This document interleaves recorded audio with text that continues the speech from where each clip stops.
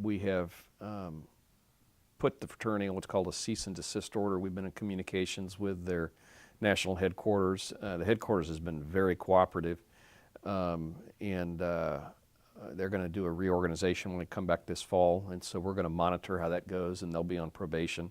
And so I expect a pretty big sweeping expulsion of a number of the members. There were a couple heroes that night, but there's a couple things that just shouldn't have happened, and we're going to have to take discipline of the fraternity.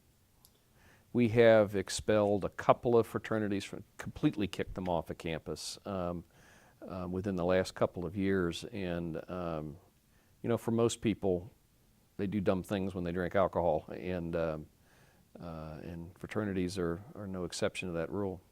The thinking is that having housing makes the problem bigger because students are all living together. They're bringing in alcohol, if not, you know, some illegal drugs. And so when we compare ourselves to other campuses, we have a pretty good set of Greek chapters here. And you know, you spend a lot of attention when there's a problem on one, but we have not had a lot of serious problems.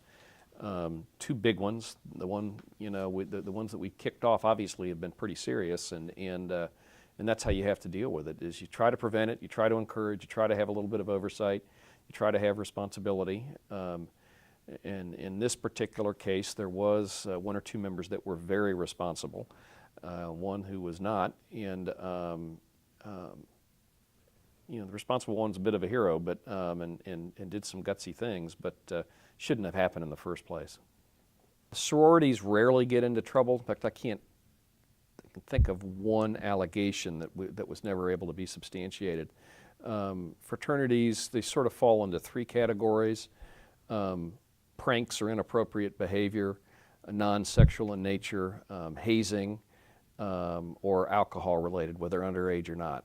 And those tend to be the three buckets that they fall into. You know, as you and I were talking before the camera got rolling, you know, students are going to make student mistakes, whether they're Greek or not, and you need to kind of understand those.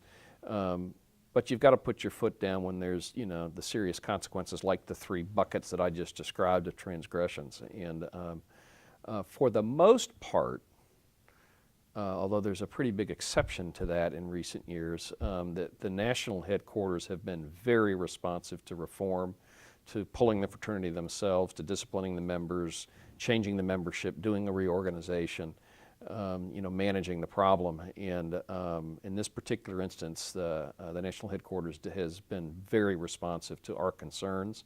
And often the fraternities are actually ahead of where we are, that they've got more inside information than we're able to get. It just sometimes the students clam up when talking to university officials, and they will not when they talk to their national.